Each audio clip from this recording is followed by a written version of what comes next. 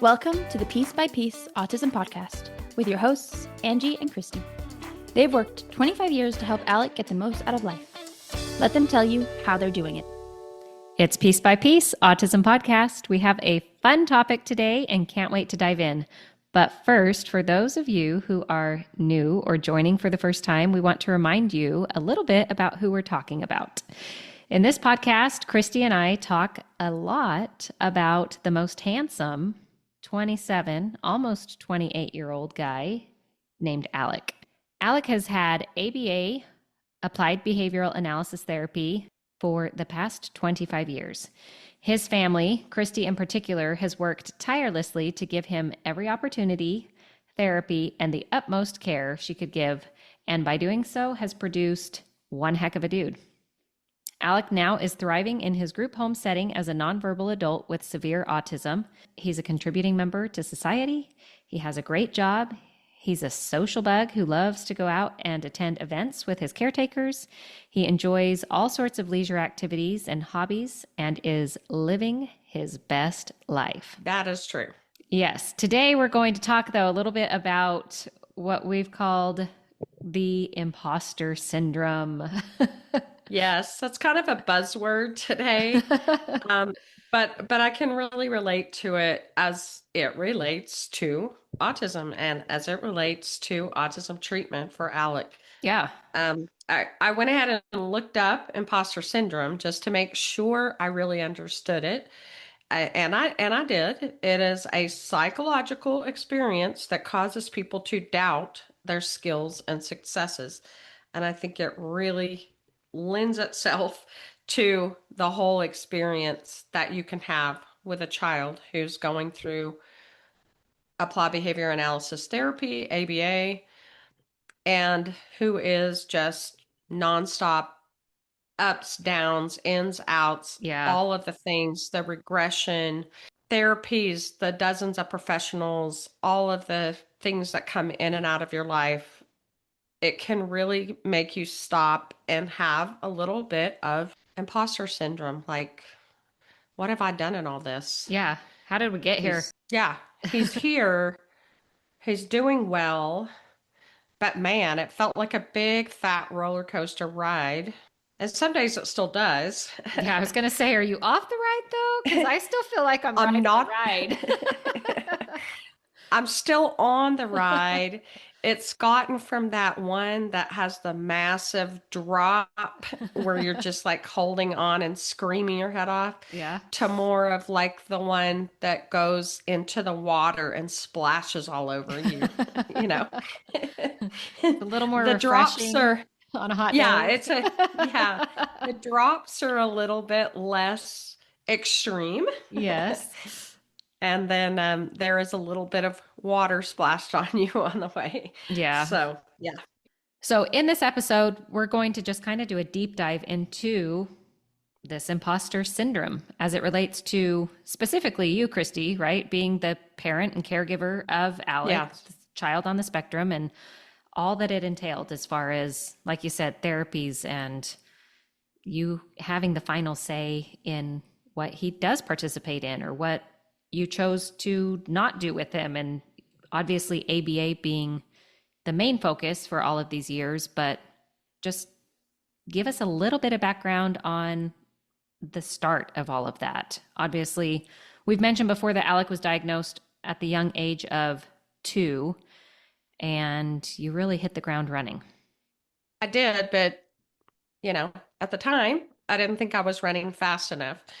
And so my thoughts of inadequacy and feeling like I just couldn't do enough were just rampant.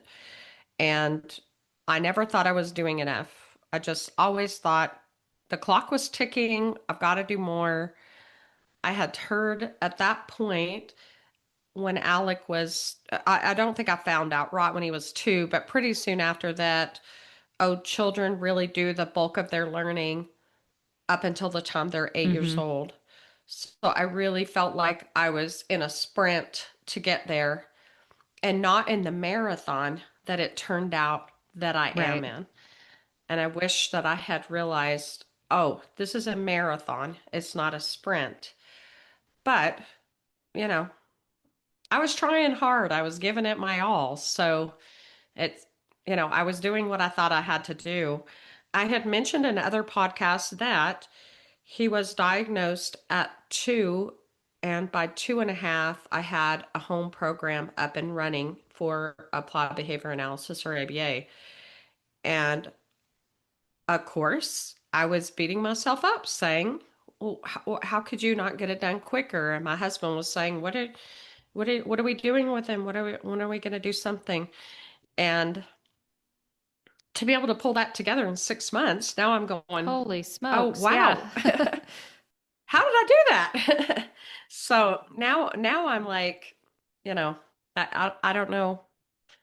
I don't know how I could have thought that was not Yeah. fast I enough. mean, that whole idea, I'm sure this will apply as we talk throughout the whole podcast here, but that hindsight's 2020, right? You can look back and say, oh my Yeah, gosh, six right. months to pull together an entire program in something you were not well versed in. You did not know at all what you were getting into. That's I never had incredible. any exposure to it. I had no idea what it was. It's wild. And I'm not even sure I could do the internet that well back then. Do do do. I was just wondering, like, where was the internet? We definitely had the Yep. dial-up, but like we lived kind of out in the country, so like, okay, I get why we had the dial-up. Hopefully, other people had faster internet than us, but like, I'm like, how did I even know to do a Yeah. search? But I do remember that the first thing that would come up was the most reliable method to treat children with autism is Yeah. this. So I was like, okay. And I bet the person who was my diagnostician probably gave me a few clues too. Oh, you probably ought to look at ABA or something, Yeah. But Who still, to knows? find a consultant and to find a team and to get all of that up and running is Yeah. remarkable.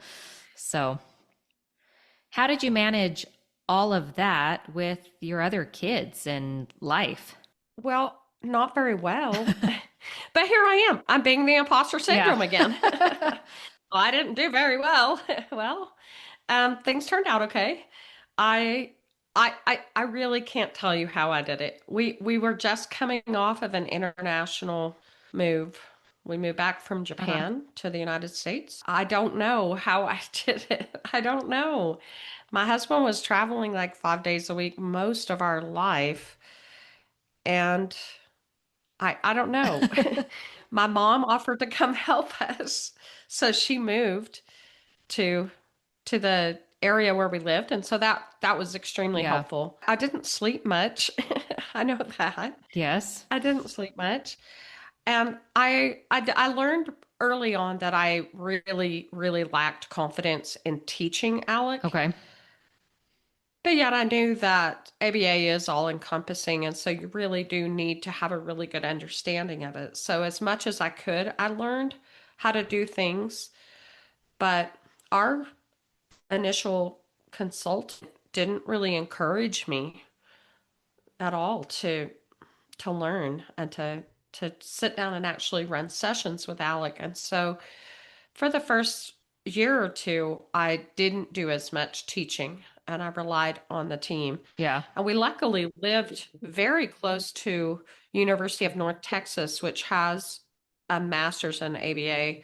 They might even have an undergrad now, maybe had then. And so we could get some really strong individuals that came in to work with Alec. Yeah. And so we had some good Yeah, teams. that's helpful. I mean, just to build confidence that what you've put in place is providing good therapy for Alec, even though you can't do it all. You can't be the mom and the therapist and the team manager. And, like you can only have so much under that umbrella, but it's nice to know that you could trust the Yeah. individuals coming in to work with him. Yeah, and I would take every regression very personally, and I would think, who am I, Superwoman? Every Yes, person who has you are this. Superwoman. No. Thank you, Angie. Thank you, Angie. But I don't think so. No, I just took the regression so personally. But guess what? This is a disorder where you have regression. Right. It's like a part of it. But gosh, I don't want it. I want him to just keep moving forward, you know? Yeah. And so, like, God, it felt like just something hammering on me whenever he would regress. And I don't know. We had a situation that kind of knocked me down even further. Um, I have tried so many speech therapists in Alec's life. And one he was with for a really long time, and she eventually said to me, yeah, he's never gonna talk, and he's not gonna really do much. How old And was he so at this point? he was, it was before we moved to Denmark. He was 6 then. So she had probably been with him about 4 or 5 years. Okay. So yeah, he was probably 6 or 7. Okay. And we were about to move overseas again at that point. But it was still like really heart-wrenching because she had been with him for so long and she kept thinking he was just right around the corner from saying a Mm-hmm. word. And she read that darn Brown Bear book. And, she want Brown Bear. She wanted him to fill in the rest of the story as they do to try to train speech. And he never filled in the story. Never, never Oh, once. So she approached me and she said, he's really not going to do much. And it was so heartbreaking because we had yeah. had this experience with her. So then I went on to have different people come in who were speech therapists. And I had this last one that came in. And she walks in there very confidently. And she starts working on this method that I don't know the name of, where they do a lot of oral manipulation. And so she's trying to form the words with his mouth, and she's got a rubber glove on, and she's trying to mess with his mouth and make him say some words. And she really worked me over. She Hmm. said, "You have never tried this method with him?" And I said, "Well, I've had at least 5 speech therapists in Yeah. his lifetime. Like, he's not that old.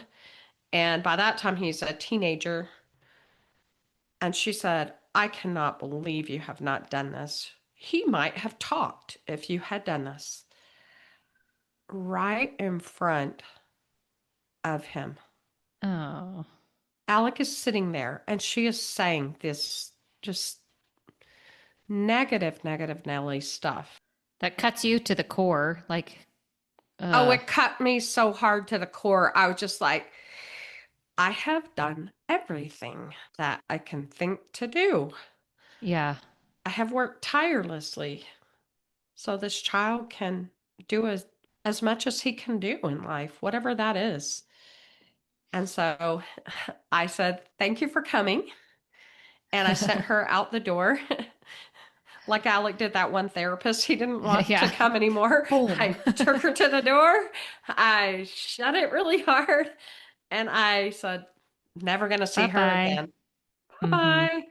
So yeah, that was that. And then, you know, I don't mean to take you down, but I wonder though, if she were to come to Alec's house today, he does not have speech, but he communicates and lives this great life. I wonder what she would say because I don't think there's ever been a person that has come to visit Alec's house, whether they're part of our team, family, friends, relatives from afar, whoever, other professionals coming in to tour. I don't know of any who haven't been like, wow, this is incredible. And it's all thanks to Alec's mom, you, for putting it all oh, together. So, oh, that's so sweet. as much as those words cut daggers, it's like, again, that hindsight. If only you knew what was coming. And I think you did. You knew you were getting somewhere with all that you were doing. It wasn't for not. Yes, we had made progress and we could definitely see it. But Yeah, but I think the problem with autism sometimes is that you have to constantly make those adjustments in your expectations as right. you go along and as it unfolds and as you see, oh, my child may never speak. And that's okay because we're going to try all these other different kinds of communication methods, which are out there, Right. luckily. And we're going to find a way that he can communicate. And once he does that, his behavior is going to get better because he can express to me, my stomach hurts. I want this. I want that. That's the hard thing about it. I guess Yeah. is taking it along as a process and saying that we can't always know what the outcome's going to be and Hmm. to enjoy those kind of victories along the way. In what ways did you, looking back, in what ways would you say you succeeded in? Where can you say, actually, yeah, I did that. That was me. Well, I mean, I'm naturally going to be the type of person that's going to say, wow, a whole big team of people did that throughout all the years. But was I at the top of that and orchestrating it all? I'm not comfortable with that. But yes, that was me. Yeah. See, I still have it, Angie. I Yeah. can't stop it. I can't stop it.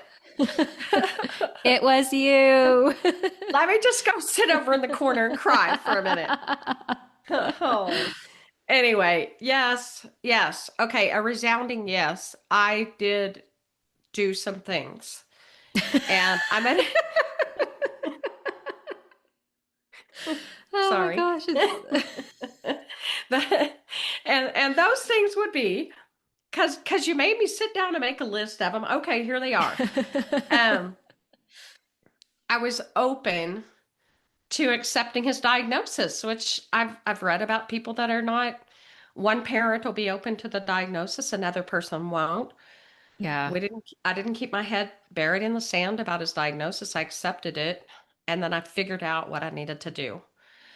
I've talked about it in other podcasts. I was open to inspiration, guidance, listening to my gut, and doing what needed to be done, even though some of the time I did not want to do what it was telling me to do. And now in Yeah. hindsight, I look back and I go, oh, check, good. I'm so Hmm. happy that I did that. I accepted my mom's invitation to move to help us with Alec, although, sometimes it's not easy to live with your mom. And Yeah. she did live in an apartment kind of down the road and gave us a little bit of space, but she was so generous to do that. And I accepted her help, which is not easy for me to do.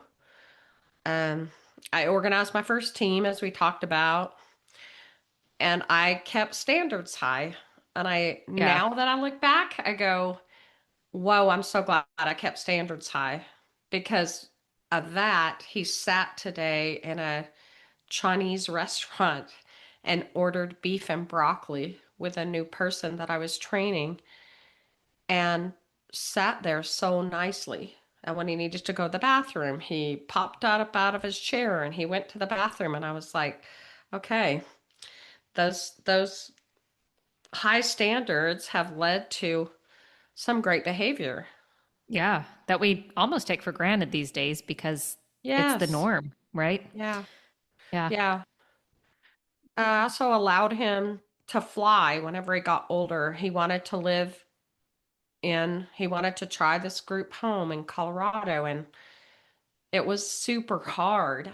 I run Yeah. across the picture a lot where it's just the picture of my hand holding his hand and Oh. saying that last prayer that we said together the night before, because he would always lay in bed and then he pulls his hand out of the covers and holds my hand. It's going to make me cry. And we said a prayer together, and I remember just praying that he would, have fun being an adult the next day. Yeah. And it was so hard showering him the last time and feeling like I'm passing the torch. Oh my gosh. So, um, I just, I was able to resist the tendency to hold him too tight. I still feel like I hold him too tight in some ways, but in other ways, I have been able to release that hold so that he can soar. And Yeah. And he definitely feels that sense of independence. And yeah, I think maybe what you see as holding him tight, I think I could speak for Alec in saying he feels supported by you Oh, good. and Okay. entrusting of you making sure that his team is doing right by him, Yeah. not so much that you're, still have a chokehold on him, because he very much is, like I said at the beginning, living his best life and has your full support. So Yeah. For darn sure he does. that's how I see Yeah. it. Yeah. Well, you probably see it like it should be. So you know him as well as I do, if not better. I don't know about that, So but the thing about it is, as kind of to conclude, kind of to land the plane here, if ABA really did what it is supposed to do, it would really reinforce parents more for doing things that are the right thing for their children. yes. And it would reinforce parents more for those victories and make the parents feel a part of that more. By Right. simply saying, okay, well, you didn't get every bit of this data done, but look, his behavior is so much better, or look, you did Mm-hmm. this or you did that. Um, because ABA is all encompassing, we just need more from our consultants, and we need more from the people that are coming in to do work with our child to reinforce us for Yeah. what we've done. Because there's not really a lot of people that are going to reinforce the parent if it's not going to be the teacher. Yeah, I agree. There you go. That's kind of the deal.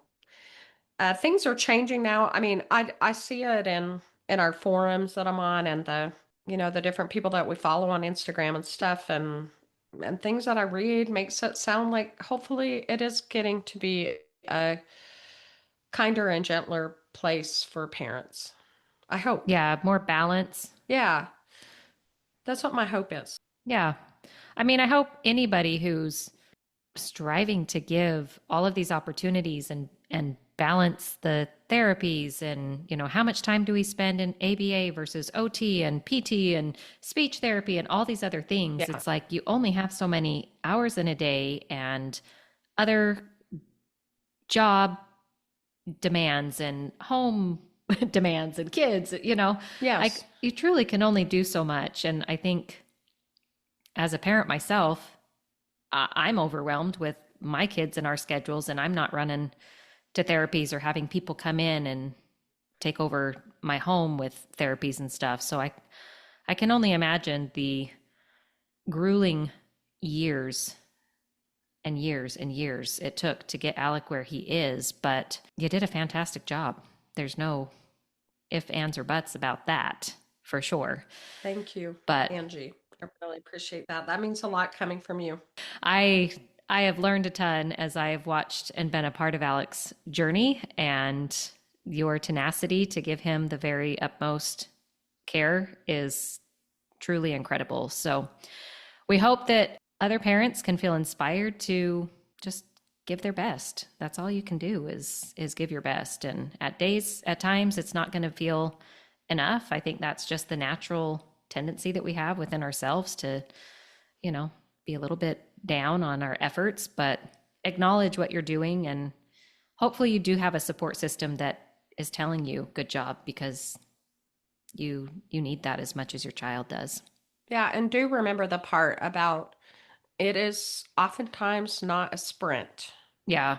You are in a marathon kind of scenario. So just settle in and take care of yourself and take care of your other family members while you're taking care of your Yeah. child who's got special needs. And thank goodness learning doesn't stop at 8. I will never get Oh, over that. Like, what an asinine idea. I'm so glad it didn't. We were ready for it and we were looking for it. We were looking over that cliff, but we didn't fall off, luckily. Thank So, goodness. oh my goodness, if I could just count up all the things Alex learned over the past year or Yeah. 6 months Yeah. at 27, It's he's looking to learn more. Always, always, always. Aren't we all? So, Yes. well, thank you so much for joining us. That is a wrap for today's episode of Piece by Piece. We love that you are here and hope that you will help us spread the word and share the show. You can find us on Instagram and Facebook at Piece by Piece Autism Podcast. That's PIECE, Piece by Piece Autism Podcast. Talk to you later. Bye. Bye.